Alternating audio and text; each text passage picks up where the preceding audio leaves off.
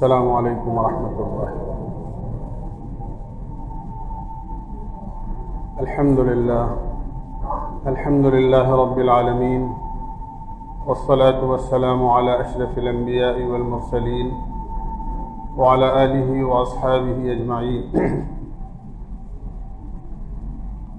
اما بعد فاعوذ باللہ من الشیطان الرجیم، بسم اللہ الرحمن الرحیم۔ ومن احسن قولا ممن دعا الى الله وعمل صالحا وقال انني من المسلمين، صدق اللہ العظیم۔ میرے بھائیوں، دوستوں، عزیزوں اور بزرگوں،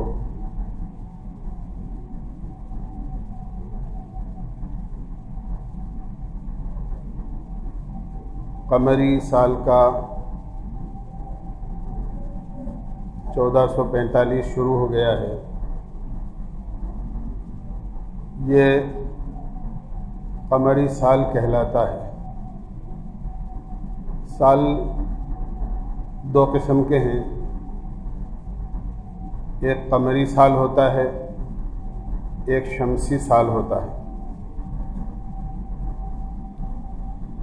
قمری سال وہ ہوتا ہے جو چاند دیکھ کر شروع ہوتا ہے، چاند دکھ گیا اور قمری سال کا مہینہ شروع ہو گیا۔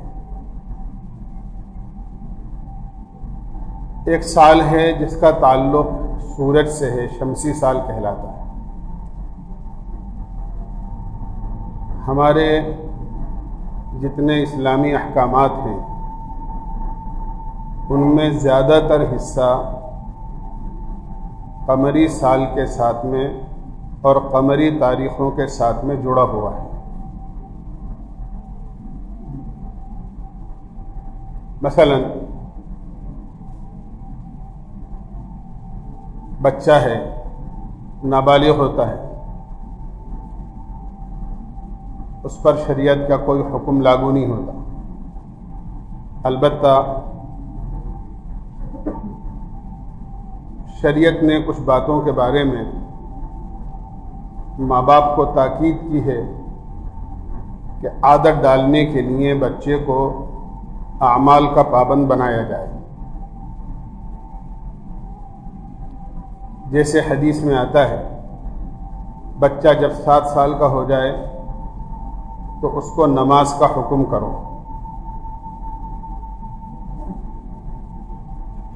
اور 10 سال کا ہو جائے اور خدا نخواستہ نماز کی عادت نہیں پڑے اور نماز میں کوتاہی کرتا ہے تو ماں باپ کی ذمہ داری ہے کہ ماں باپ اس کو تنبیہ کریں 10 سال کی عمر پر جانے کا، شریعت کی حدود میں رہ کر اس پر تنبیہ کریں، تاکہ جب وہ اس عمر تک پہنچ جائے، جب اس پر احکامات الہیہ فرض ہو جائیں تو اعمال کی اور نماز کی اس کی عادت پڑ چکی۔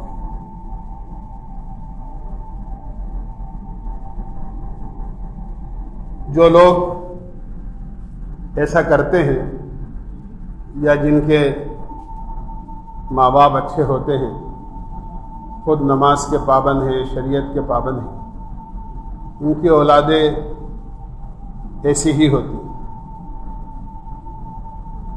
ابھی عنقریب ہی چند سال پہلے ہندوستان کے ایک بزرگ کا انتقال ہوا۔ انہوں نے دہلی کے ایک بزرگ کے پاس خط لکھا اور یہ کہا کہ یہ بیماری ایسا لگتا ہے، اس بیماری میں کہ اب زیادہ دن باقی نہیں رہے ہیں اور دنیا سے رخصتی کا وقت آ گیا ہے۔ فخر اور غرور کے طور پر نہیں بلکہ اللہ کی نعمت کے شکریہ کے طور پر کہہ رہا ہوں کہ جب سے ہوش سنبھالا ہے اور نماز فرض ہوئی ہے، اس وقت سے لے کے آج تک ایک نماز بھی قضا نہیں۔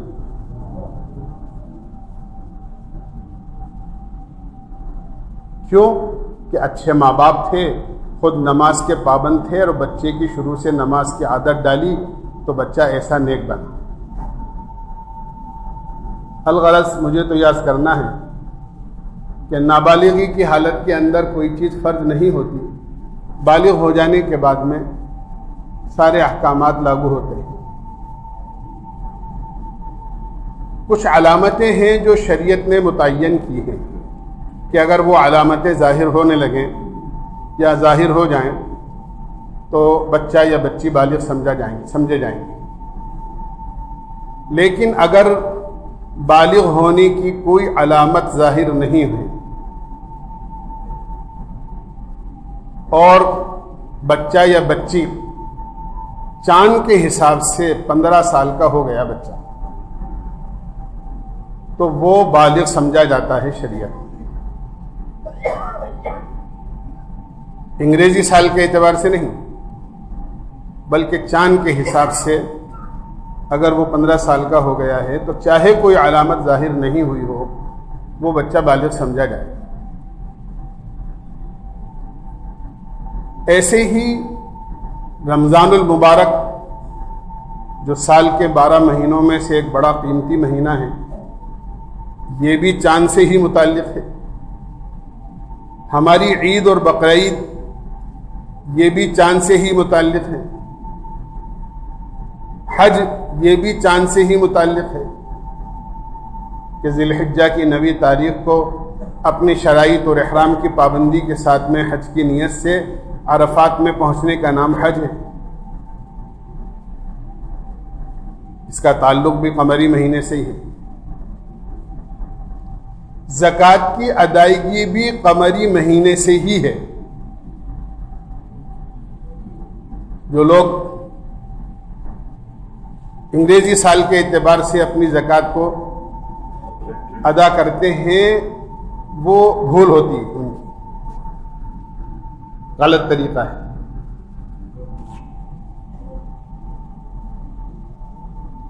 کیونکہ زکوٰۃ کی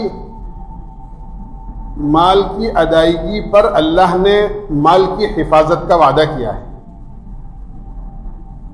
کہ اگر زکوٰۃ پوری ادا کی جائے تو مال کی حفاظت ہوگی۔ ایک صاحب اپنی زکوٰۃ پورے طور پر ہر سال ادا کرتے، ان کا مال چوری ہو گیا۔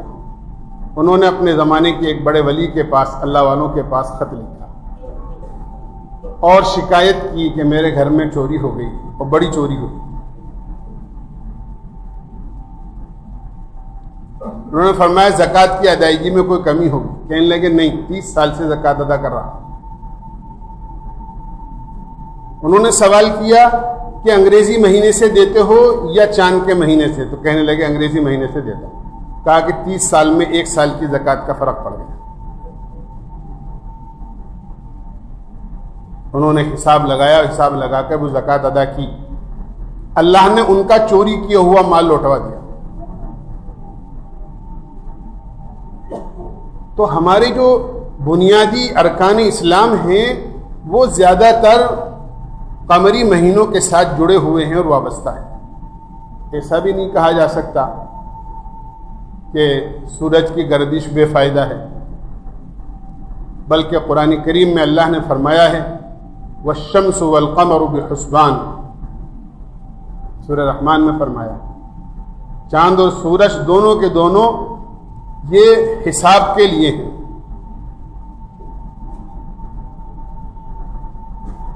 اسی لیے ہماری نماز کا اوقات کا تعلق سورج سے ہے۔ روزے کی ابتدا اور روزے کی انتہا سورج سے ہے۔ گرمیوں میں دن بڑا ہو جاتا ہے تو روزے کی مقدار بڑی ہو جاتی ہے۔ رمضان اگرچہ چاند کے حساب سے آتے ہیں لیکن روزے کی ابتدا صبح صادق سے ہوتی ہے اور سورج کے غروب ہونے پر روزہ پورا ہوتا ہے۔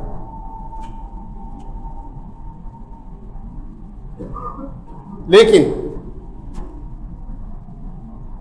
رمضان چاند کے مہینے کے اعتبار سے آ رہے ہیں اور سورج کی گردش کے اعتبار سے روزہ شروع ہوتا ہے، اور سورج جب غروب ہوتا ہے تو روزہ پورا ہو جاتا ہے۔ سورج غروب ہوتا ہے تو مغرب کا وقت شروع ہو جاتا ہے۔ جب شفق غروب ہو جاتی ہے جو روشنی سورج کے غروب ہونے کے موقع پر مغرب میں رہتی ہے تو عشاء کا وقت شروع ہو جاتا ہے. فجر کا وقت سورج کے طلوع ہونے سے پہلے پہلے رہتا ہے. زوال ہو جاتا ہے تو ظہر کا وقت شروع ہو جاتا ہے. یہ نمازوں کے اوقات وابستہ ہیں سورج کی گردش کے ساتھ. اس لیے چاند اور سورج دونوں ہمارے لیے بڑی نعمت ہیں اور احکامات الہیہ کو پورا کرنے میں معاون ہیں. لیکن چونکہ اکثر احکامات الہیہ اور ارکان اسلام جڑے ہوئے ہیں قمری مہینوں کے ساتھ میں، اس لیے قمری مہینوں کی یادداشت، ان کا یاد رکھنا، تاریخ کا یاد رکھنا، مہینوں کا یاد رکھنا، یہ ہمارے لیے انتہائی ضروری ہے. بلکہ علماء نے اس کو فرض کفایہ دیکھا ہے. اگر کسی علاقے کے لوگ قمری مہینے سے بالکل ایسے ہو جائیں کہ کسی کو پتہ ہی نہ ہو کہ کون سا مہینہ چل رہا ہے اور چاند کے مہینے کی کون سی تاریخ ہے، پورے علاقے والوں کو پتہ نہ ہو، تو فرمایا سارے علاقے والے گناہگار ہوں گے.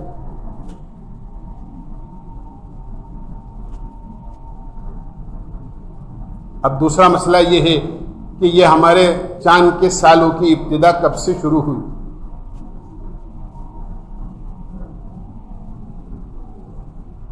حضرت عمر رضی اللہ عنہ کے زمانے میں اس کا مشورہ ہوا کہ ہماری تاریخ کی ابتدا کب سے کی جائے. آپ نے صحابہ کو بلایا اور بلا کر مشورہ کیا. مختلف قسم کی رائے آئی. کسی نے کہا ہماری تاریخ کی ابتدا اللہ کے نبی علیہ الصلاۃ والسلام کی ولادت سے ہونی چاہیے. جس دن آپ دنیا میں تشریف لائے ہماری تاریخ کی ابتدا جب سے ہو. کسی نے کہا جب سے آپ نے اپنی نبوت کا اعلان کیا تب سے ہونی چاہیے. کسی نے کہا جب سے آپ نے مکے سے مکہ مکرمہ مدینہ منورہ کی طرف ہجرت فرمائی تب سے ہونی چاہیے. کسی نے کہا آپ کی وفات سے تاریخ کی ابتدا ہونی چاہیے. حضرت علی اور آپ کے ساتھ چند صحابہ کی رائے یہ تھی کہ اللہ کے نبی علیہ الصلاۃ والسلام نے مکہ مکرمہ سے مدینہ منورہ کی طرف جس سال ہجرت کی ہے ہماری تاریخ کی ابتدا اس سے ہونی چاہیے. حضرت عمر کو تمام صحابہ کو یہ رائے پسند آئی اور حضرت عمر نے یہ فیصلہ کیا کہ ہماری تاریخ کی ابتدا ہجرت سے ہو. اسی لیے ہمارا یہ قمری جو سال ہے یہ سن ہجری کہلاتا ہے. سن ہجری کہلاتا ہے کہ یہ ہجرت سے اس کی تاریخ کی ابتدا شروع ہوئی. پھر یہ مشورہ ہوا کہ سال کے تو 12 مہینے ہوتے ہیں، ان 12 مہینوں میں سب سے پہلا مہینہ کون سا شمار ہو؟ اس کے لیے بھی مختلف رائے آئی. حضرت عثمان غنی رضی اللہ عنہ نے یہ رائے دی کہ ایک سلسلہ شروع سے چلا آ رہا ہے کہ محرم کا مہینہ سب سے پہلا مہینہ شمار ہوتا ہے، لہذا محرم ہی کو سال کا پہلا مہینہ قرار دیا جائے. اور اس لیے بھی کہ لوگ مکہ مکرمہ حج پر آتے ہیں، ایک لمبا سفر کر کے آتے ہیں پوری دنیا سے، اور حج سے فارغ ہو جانے کے بعد میں اپنے علاقوں میں جا کر اثرنو اپنے کاموں کی ابتدا کرتے ہیں اور محرم کا مہینہ شروع ہو جاتا ہے. لہذا ہمارے اسلامی سال کا پہلا مہینہ محرم ہی قرار دیا جائے، اور اس پر فیصلہ ہو گیا.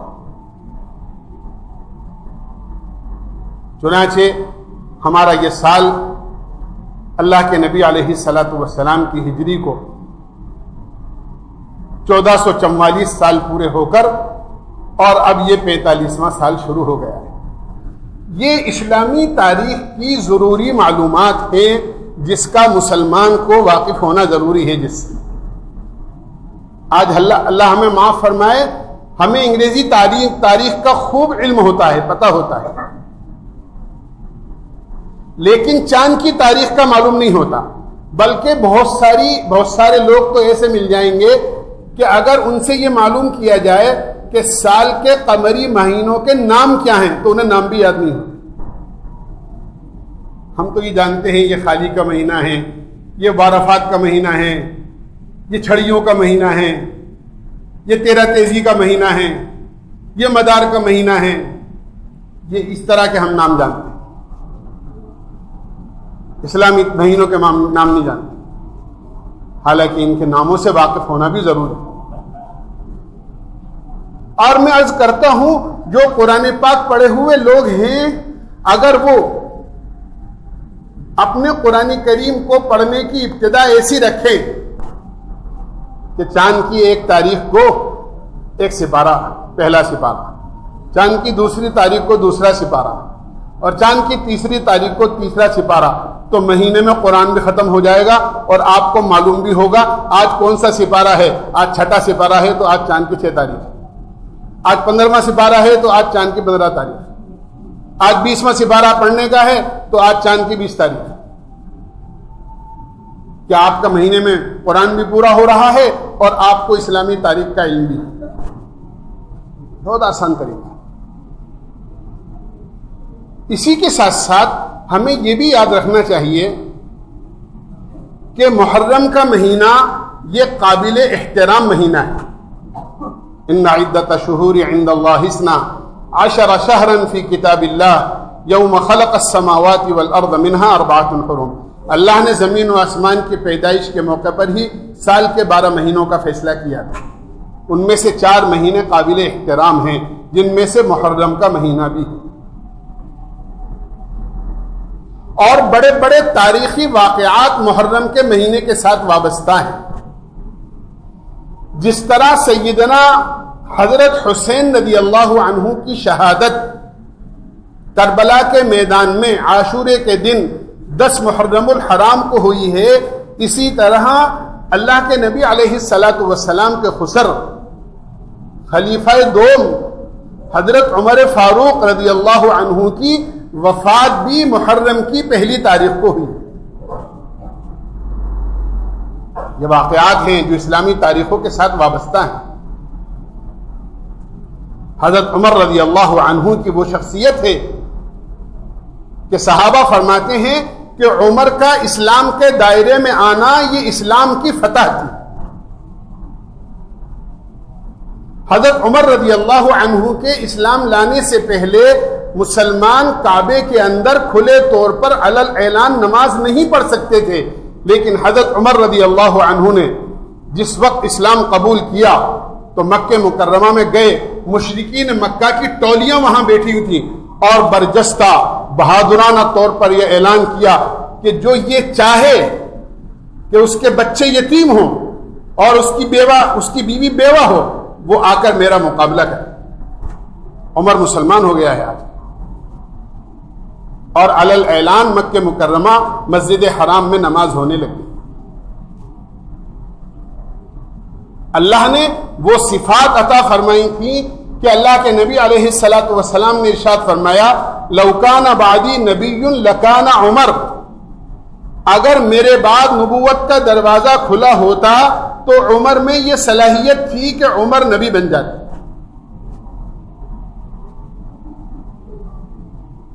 قرآن کریم میں تقریباً 22 مقامات ایسے ہیں کہ حضرت عمر نے ایک بات کہی، اللہ کے رسول یہ ایسا ہونا چاہیے، یہ کام ہو تو بہت اچھی بات ہے۔ اللہ نے اسی کے مطابق آسمان سے حکم اتار دیا، اسی کے مطابق عمر نے ایک بات کہی، اللہ نے آسمان سے قرآن کی آیت اتار دی کہ یہ کام ایسا ہو۔ طواف کے بعد 2 رکعت نماز پڑھی جائے، کہاں پڑھی جائے؟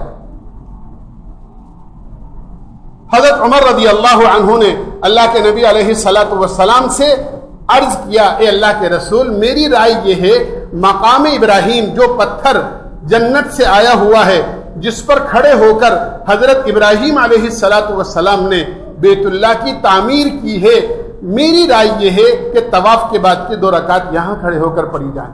اللہ تعالیٰ نے قرآن کریم کی آیت اتار دی وَاتَّخَذُوا مِن مَّقَامِ إِبْرَاهِيمَ مُصَلًّى، کہ طواف کے بعد میں 2 رکعت نماز پڑھو یا نماز کی جگہ اگر بناؤ تو مقام ابراہیم کو بناؤ۔ چنانچہ طواف کرنے والے اپنی 2 رکعت اس کے بعد کے مقام ابراہیم پر پڑھتے ہیں، اگر وہاں گنجائش نہیں ہوتی تو اس کے پیچھے پڑھتے ہیں، اور آج بھی امام کعبہ نماز پڑھانے کے لیے جو آتے ہیں وہ مقام ابراہیم کے قریب ہو کر ہی نماز پڑھاتے ہیں۔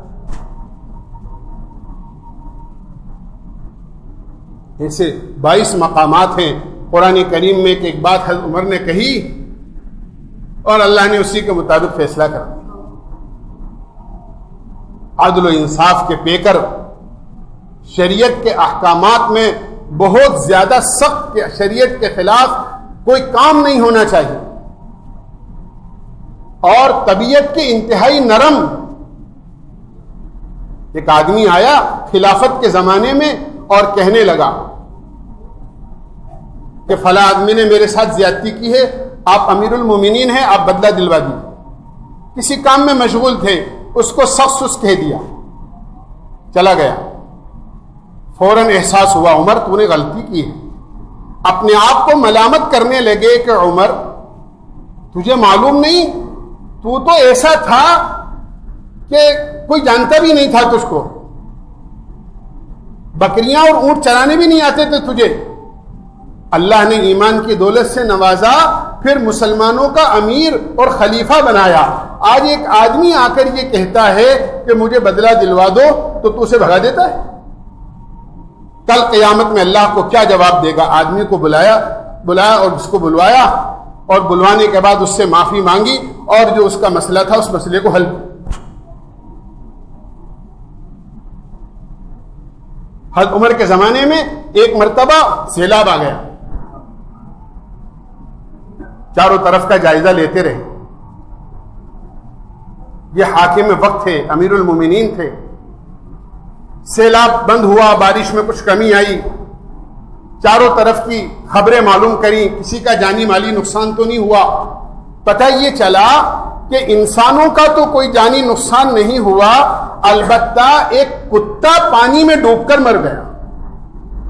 جب یہ خبر کان میں پڑی تو چیخ نکلی اور رونے لگے، اور یہ فرمایا کہ اگر اللہ نے قیامت میں عمر سے پوچھ لیا، عمر یہ بے زبان مخلوق جو اپنی تکلیف تم سے کہہ نہیں سکتی تھی، تم نے اس کی حفاظت کا انتظام کیوں نہیں کیا، اس کی جان کیسے چلی گئی، تو میں اللہ کو کیا جواب دوں؟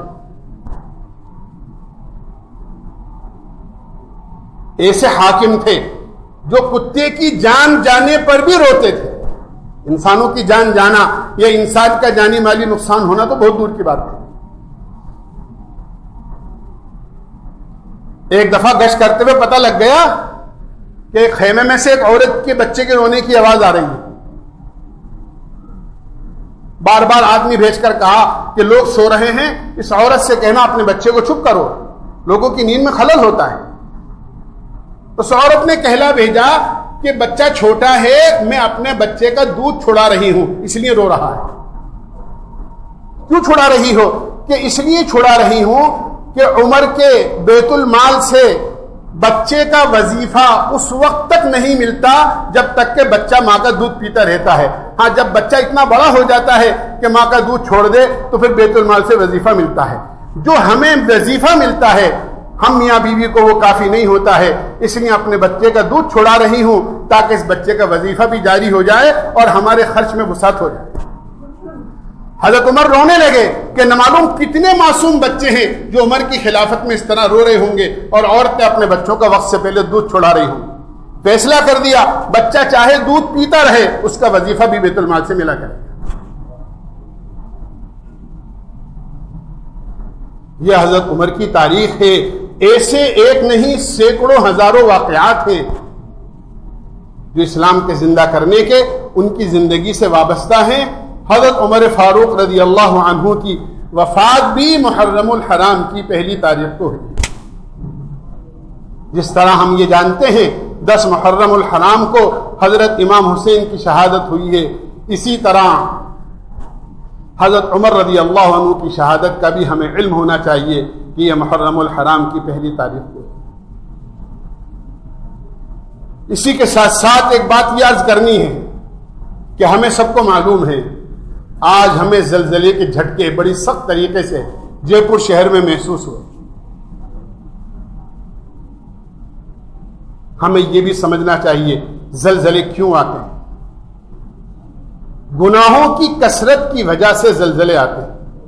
حدیث میں آتا ہے اللہ کے نبی علیہ الصلوۃ والسلام نے ارشاد فرمایا جب 15 قسم کی برائیاں کسی قوم میں اور کسی علاقے میں جاری اور ساری ہو جاتی ہیں تو پھر انتظار کرو سرخ آندھیوں کا، پھر انتظار کرو زلزلوں کا، پھر انتظار کرو زمین میں دھسنے کا، پھر انتظار کرو آسمان سے پتھروں کی بارش ہونے کا۔ اور چند باتیں آپ نے گنوائی، جب حکومت کا مال ایسے سمیٹا جانے لگے دونوں ہاتھوں سے کہ گویا کہ یہ ہمارا اپنا ذاتی مال ہے، زکوٰۃ کے مال کو تاوان سمجھا جانے لگے اور آدمی زکوٰۃ ادا کرنے سے اپنے آپ کو بچانے لگے، دوست کو دیکھ کر آدمی اپنی باہیں پھیلا دے کہ میرا دوست آیا ہے، اور باپ کو دیکھ کر آدمی اپنی گلی بدل لے، ماں کی نافرمانی کی جائے اور بیوی کے سامنے سر جھکا کر اور نظریں جھکا کر اس کی اطاعت کی جائے، شراب عام ہو جائے۔ اللہ کے نبی نے فرمایا جب زنا اور بے حیائی عام ہو جائے تو انتظار کرو سرخ آندھیوں کا، زمین میں دھسائے جانے کا اور زلزلوں کا۔ اس لیے سخت ضرورت ہے اللہ کی طرف رجوع ہونے کی، اللہ کی طرف متوجہ ہونے کی۔ آج فجر کی نماز میں ایک حاجی صاحب تشریف لاتے ہیں، برسوں انہوں نے یہاں فجر کی اذان بھی دی ہے، مجھ سے کمرے میں آ کر کہنے لگے آج نمازی بہت سارے ہیں اور ہر مسجد بھری ہوئی ہے، اور بھی کئی لوگوں نے کہا، تو میں نے ان سے کہا کہ سب جھٹکے کا مال ہے۔ اللہ میاں نے جھٹکا دیا تو آج مسجد میں آ گئے، روزانہ اللہ کا منادی پکارتا ہے، آواز دیتا ہے، لیکن کوئی نہیں سنتا ہے۔ ایسا نہیں ہونا چاہیے، بلکہ آدمی کو اللہ کی منادی کی آواز سن کر، جیسے آج مسجد میں آئے خوف کی وجہ سے کہیں جان کا اور مال کا کوئی نقصان نہ ہو جائے، آدمی کو اس سے زیادہ نقصان یہ سوچنا چاہیے نماز چھوڑ کر اپنی آخرت کا کتنا بڑا نقصان کر رہا ہوں۔ اللہ کے نبی نے فرمایا جس نے ایک وقت کی نماز بھی جان بوجھ کر چھوڑ دی، ایک وقت کی نماز، وہ نقصان کے اعتبار سے ایسا ہے جیسا کہ اس کی بیوی، اس کے بچے، اس کا مال، اس کا گھر بار سب لوٹ لیا گیا ہو اور اکیلا تنے تنا کھڑا ہے۔ جتنا نقصان اس پر ہوتا ہے اس سے زیادہ نقصان کا احساس ایک نماز کے چھوڑنے پر ہونا چاہیے۔ اس لیے اللہ سے اپنے گناہوں کی توبہ کرنے اور استغفار کرنے کی سخت ضرورت ہے۔ کیا گناہ اس زمین پر کم ہو رہے ہیں؟ ارے آپ کے گھر میں کوڑا ہو جائے تو آپ جھاڑو لے کر اور اپنے کوڑے کو صاف کرتے ہیں، آپ کے پلنگ کی چادر گندی ہو جائے اور اس پر کوڑا ہو جائے، عورتیں ہاتھ سے صاف کرتی ہیں اور وہ ہاتھ سے صاف کرنے کے قابل نہیں ہوتی تو چادر کو اٹھا کر جھڑکارتی ہیں تاکہ چادر کا کوڑا صاف ہو جائے۔ اللہ میاں نے ایک ہلکا سا جھٹکا دکھایا ہے کہ میری طرف رجوع کرو۔ قرآن کریم میں اللہ فرماتے ہیں وَلَنُذِيقَنَّهُم مِّنَ الْعَذَابِ الْأَدْنَىٰ دُونَ الْعَذَابِ الْأَكْبَرِ لَعَلَّهُمْ يَرْجِعُونَ۔ ہم دنیا کے اندر چھوٹے چھوٹے عذابات اور چھوٹے چھوٹے جھٹکے دیتے ہیں، اور بڑا عذاب تو آخرت میں ہے، اور دنیا میں یہ جھٹکے اس لیے دیتے ہیں تاکہ ہماری طرف رجوع ہو جائے، یو ٹرن لے لیں، ہماری طرف آ جائیں، لعلہم یرجعون، ہماری طرف رجوع ہو جائیں۔ اس لیے ضروری ہے ہم اللہ سے اپنے گناہوں کی توبہ کریں، اللہ سے استغفار کریں۔ آج کیا گناہ کہنا نہیں چاہتا ہوں، جو چیزیں پہلے نظر نہیں آتی تھیں، آج مسلمان عورتیں اور چہرے پر داڑھی رکھ کر اور ٹوپی اوڑھ کر مسلمان کی بارات میں عورتوں کے ساتھ اور ماں بہنوں کے ساتھ ناچتے ہوئے جا رہے ہیں۔ ایسا پہلے کبھی دیکھنے میں نہیں آتا۔ بے حیائی کیا کم ہو رہی ہے؟ ہم نے اپنے بچپن میں دیکھا ہے، میرا اصلی وطن ٹونک ہے، کہ ایک بیل گاڑی ہوتی تھی اور اس بیل گاڑی میں پیچھے چاروں طرف پردہ تنا ہوا ہوتا تھا، جس کے اندر برقع پہن کر عورتیں بیٹھتی تھیں اگر انہیں کہیں جانا ہوتا تھا رشتہ داریوں میں، اور پھر وہ بیل گاڑی جا کر کسی کے دروازے پر رکتی تھی اور باقاعدہ ایک چادر بیل گاڑی سے لے کر دروازے تک لگائی جاتی تھی، اور برقع پہنے ہوئی عورتیں اس چادر کی پردے کے اندر گھر میں داخل ہوتی، اور خدا نہ خواستہ کوئی بچی 8-10 سال کی اگر اس نے بیل گاڑی کی اس تنی ہوئی چادر میں سے کسی سوراخ میں سے باہر جھانک کر دیکھ لیا تو اس بچی کا رشتہ نہیں آتا تھا کہ یہاں تو بڑی بے حیائی ہے، یہاں رشتہ نہیں بھیجنا۔ یہ واقعات تو آج تصور ہو گئے، بے حیائی اتنی عام ہو گئی۔ اس لیے میرے بھائیوں، دوست بزرگوں، اللہ سے توبہ کرنے اور استغفار کرنے اور اللہ کی طرف رجوع ہونے کی سخت ضرورت ہے۔ قرآن کریم میں اللہ کا فیصلہ ہے، وَمَا كَانَ اللَّهُ لِيُعَذِّبَهُمْ وَأَنْتَ فِيهِمْ وَمَا كَانَ اللَّهُ مُعَذِّبَهُمْ وَهُمْ يَسْتَغْفِرُونَ۔ ہمارے پیارے پیغمبر صلی اللہ علیہ وسلم، آپ سن لیجئے، جب تک آپ ان لوگوں کے درمیان میں موجود رہیں گے ہم آپ کی امت کو عذاب نہیں دیں گے۔ یہ ہمارا فیصلہ ہے، آپ کے موجود ہوتے ہوئے عذاب نہیں آ سکتے۔ لیکن جب آپ دنیا سے پردہ فرما لیں گے اور گناہ عام ہو جائیں گے تو جب تک آپ کی امت اپنے گناہوں سے استغفار کرتی رہے گی اور اپنے گناہوں کی توبہ کرتی رہے گی، ہم آپ کی امت کو عذاب نہیں دیں گے۔ ہم توبہ استغفار کرنا چھوڑ دیں گے، نہ معلوم کون سا جھٹکا اور کون سا اللہ کا عذاب ایسا ہو جو ہمیں اپنی گرفت میں لے۔ اللہ سے پناہ مانگنی چاہیے اور ہمیں یہ طے کرنا چاہیے کہ انشاءاللہ زندگی میں اب کبھی نماز نہیں چھوڑیں گے اور کبھی دین کے خلاف زندگی نہیں گزاریں گے۔ اللہ ہمیں عمل کے توفیق نصیب